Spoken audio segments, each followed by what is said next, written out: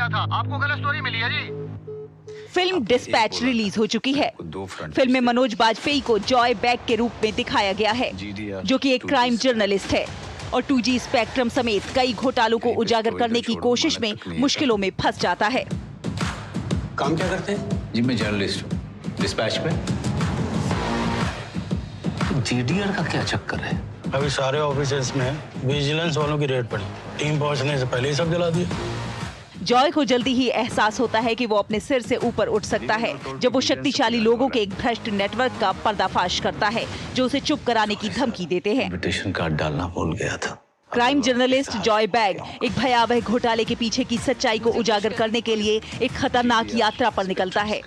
अनजाने में अपनी जान को गंभीर खतरे में डालता है। अज्ञात दुश्मनों से बढ़ती धमकियों के साथ उसे केस छोड़ने के लिए मजबूर किया जाता है। जॉय का ब्रेकिंग स्टोरी की तलाश एक खतरनाक खेल बन जाता है, लेकिन जैसे जैसे दांव बढ़ते जाते हैं, जॉय खुद को एक ऐसे तूफान में फंसा हुआ पाता है जिसकी उसने उम्मीद से कहीं ज्यादा बड़ी बात की थी। फिल्म स्टार सबकी दुकानें चलती हैं। जीडीआर पर हाथ डाला। डिस्पैच जॉय के अशांत संघर्ष को दर्शाता है, क्योंकि वो मीडिया, भ्रष्टाचार, सत्ता की लड़ाई और व्यक्तिगत कठिनाइयों के जटिल समुद्र में घूमता है। क्या वो मुंबई के आपराधिक अंडरवर्ल्ड के काले रहस्यों को उजागर करेगा या सच्चाई पहले ही उसे नष्ट कर देगी? ये तो फिल्म देखकर ही पता चलेगा।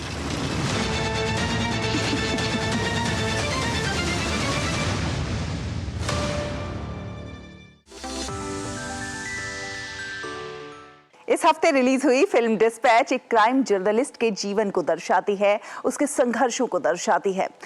मनोज बाजपेयी क्राइम जर्नलिस्ट की भूमिका बखूबी निभाते नजर आ रहे हैं। फिल्म के निर्देशक कनु बहल दिल्ली आए तो हमने उनसे खास बातचीत की।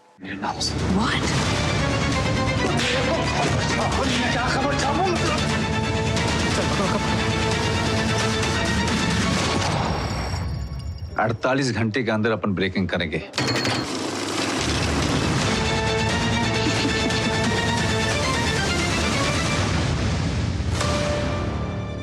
फिल्म आगरा और तितली को वैश्विक पटल पर विशेष पहचान दिलाने के बाद, उसकी अपार सफलता के बाद अब फिल्म मेकर कनु बहल लेकर आ रहे हैं फिल्म डिस्पैच। हमारे साथ खुद बातचीत करने के लिए कनु बहल जी मौजूद हैं। बहुत बहुत स्वागत है सर डीडी न्यूज में आपका। Thank you. क्या कहती है फिल्म डिस्पैच? जी, फिल्म जर्नलिस्टिक क्राइम जर्नलिज्म की दुनिया में सेट है और एक ऐसे आदमी के बारे में है जो एक केस के पीछे भागना शुरू करता है। एक्चुअली जर्नलिज्म की दुनिया भी जो फिल्म दर्शाती है वो बदल रही है। अब प्रिंट से ज़्यादा डिजिटल की तरफ जा रही है। ये वो उस समय में सेट है फिल्म जब ये थोड़ा सा चेंज हो रहा था।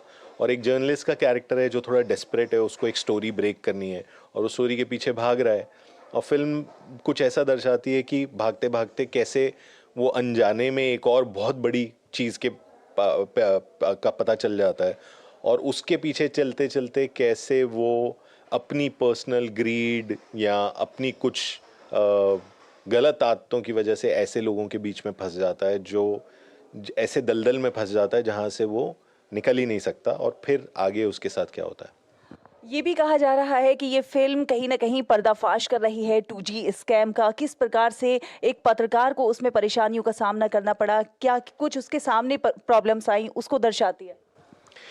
जी, एक्चुअली मेरे लिए फिल्में ज़्यादा इतनी प्लॉट के बारे में या कहानी के बारे में या कोई किसी सनसनी के बारे में नहीं होती हैं। ना तो तितली ऐसी थी, ना आगरा ऐसी थी और मुझे नहीं लगता डिस्पैच से भी लोगों को ये एक्सपेक्ट करना चाहिए, क्योंकि किसी एक केस या किसी एक खुलासे से बहुत ज़्यादा बड़ा मुझे लगता है ये है कि हमारे पास ये इस फिल्म के माध्यम से इस पूरी दुनिया को समझने का मौका है।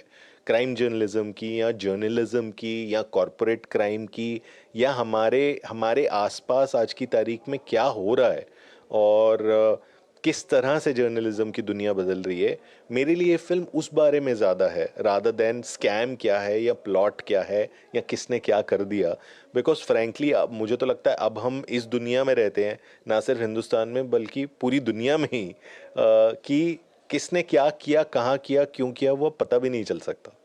लेकिन किसी मुद्दे को उठाना एक अच्छी बात है, क्योंकि फिल्में भी समाज का आईना होती हैं। जब वो किसी मुद्दे को उठाती हैं तो बहुत बारीकी से उठाती हैं और वो जनता तक पहुंचता है, समझ पाते हैं दर्शक भी उसे।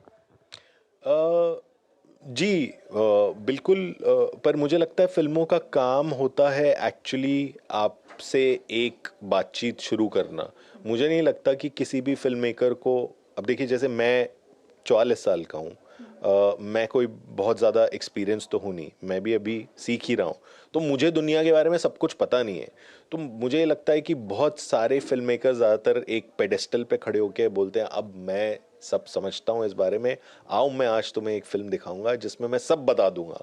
तो मुझे ये लगता है कि मैं सब कैसे बता सकता हूँ जब मुझे खुद पता ही नहीं है, मैं भी जांच कर रहा हूँ या मैं भी सीख ही रहा हूँ अभी।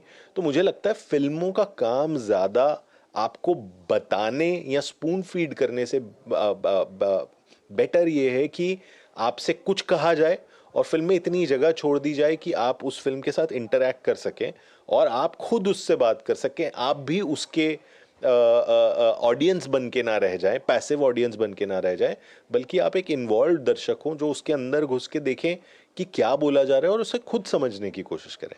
पत्रकारिता भी एक ऐसा क्षेत्र है जिसका दायरा बहुत ज़्यादा बड़ा है, अलग अलग फील्ड्स हैं और उसकी पत्रकारिता है, और बहुत सारे फील्ड्स इतने ज़्यादा पत्रकारिता में चैलेंजिंग हैं जिसमें पत्रकारों को बहुत सारी प्रॉब्लम्स का, मुश्किलों का सामना करना पड़ता है। तो कहीं ना कहीं आप इस फिल्म के ज़रिए पत्रकारों के उस दर्द को, उन मुश्किलों को दर्शाने की कोशिश कर रहे हैं। नहीं, वो बहुत सारी फिल्में ऐसी हैं जो पत्रकारों का बड़ा दर्द बताने की कोशिश करती हैं। वो मेरे हिसाब से वो फिल्में बन चुकी हैं। हर फिल्म में हम ये देखते हैं कि बेचारा एक पत्रकार हीरो सा, उसे कोई कहानी मिलती है और बोलता है आज तो मैं दिखा दूंगा, सब सच का पर्दाफाश कर दूंगा, और you know the journalist is treated like a hero. और एक्चुअली मैं और जब मेरी को राइटर ईशानी बैनर्जी, हम लोग ये फिल्म लिख रहे थे, हमको ये बात बहुत डिस्टर्ब करती थी कि भाई at least at the end of the day हर पत्रकार भी इंसान ही होता है। पत्रकार तो बाद में होता है, पैदा थोड़ी ना पत्रकार बन के हुआ था।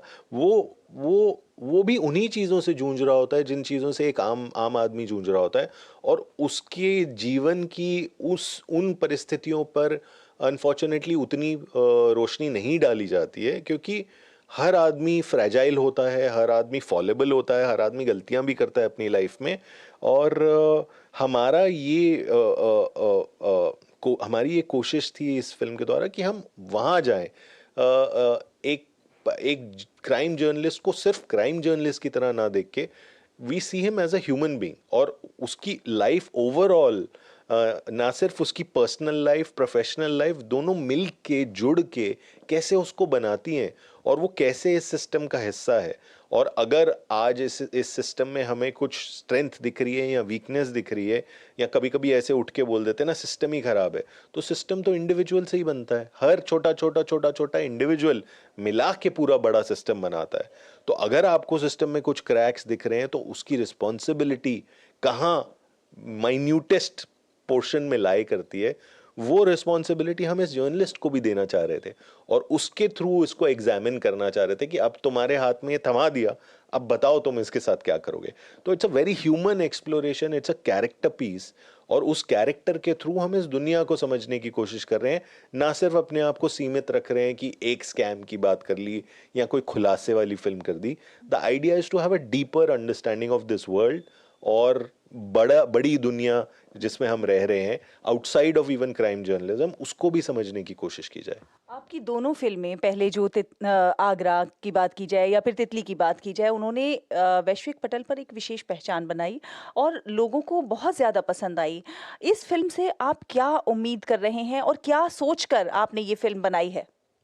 देखिए, उम्मीद तो यही है, जैसा कि मैंने कहा कि मुझे लगता है कि हम अभी अपने जीवन में एक बहुत बड़े एक मोड़ पर खड़े हैं, ऐसा फीलिंग आता है।